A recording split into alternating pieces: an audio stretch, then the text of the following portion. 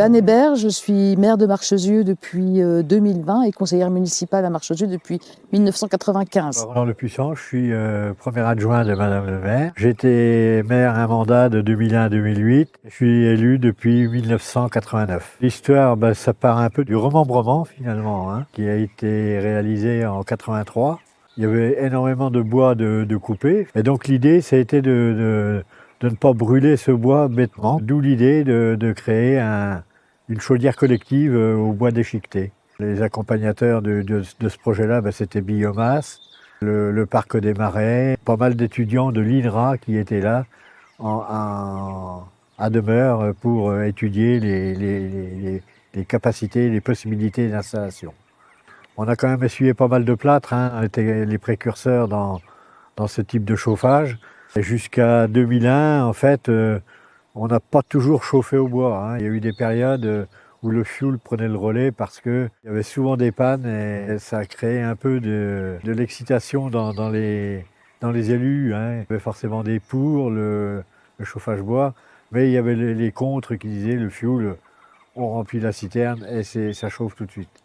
Donc il y a eu dans les années 2006, donc quand tu étais maire, Roland, il y a eu vraiment une étude plus approfondie pour voir la faisabilité.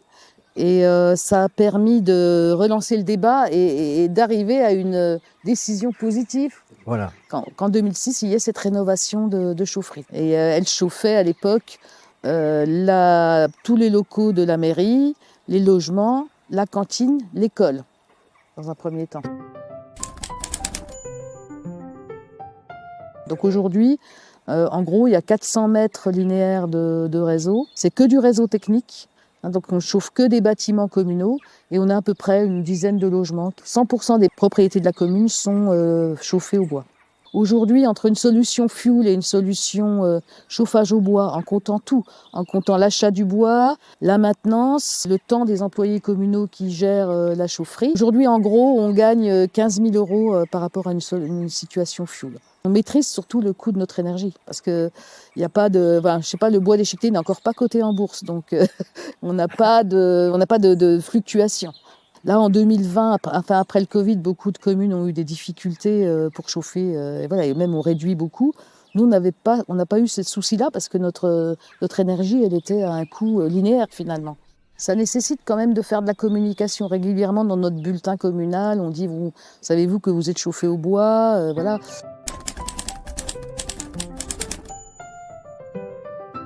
Alors l'intérêt d'un animateur bois énergie, c'est que ça permet d'abord, déjà pour ceux qui sont engagés, de pouvoir faire un point comme on a fait aujourd'hui sur ce qui va, sur ce qui ne va pas, d'avoir un regard extérieur, de voir les possibles, aussi de nous dire tiens, chez un tel, ça se passe, dans telle commune, ça se passe comme ça, de faire de l'interconnaissance. L'autre intérêt, c'est de donner envie à d'autres de se lancer en fait.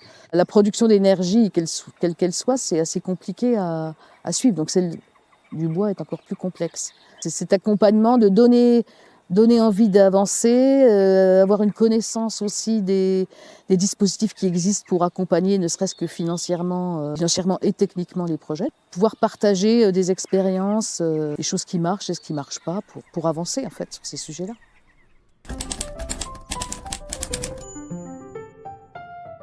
N'ayez pas peur, lancez-vous. Du bois, il y en a.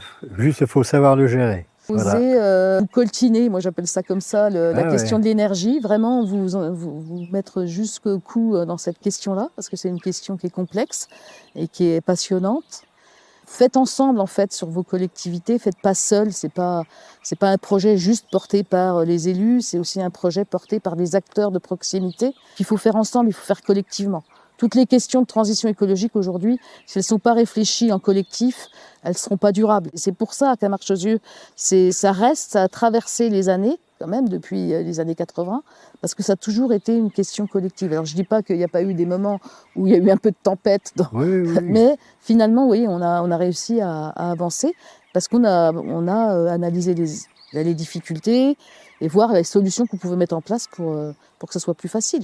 Parce que toutes ces questions de transition écologique, il faut faire un peu autrement, mais c'est pas toujours facile de faire autrement. Et on aime bien rester dans sa zone de confort. Donc voilà, osez, sortez de votre zone de confort, soyez créatifs.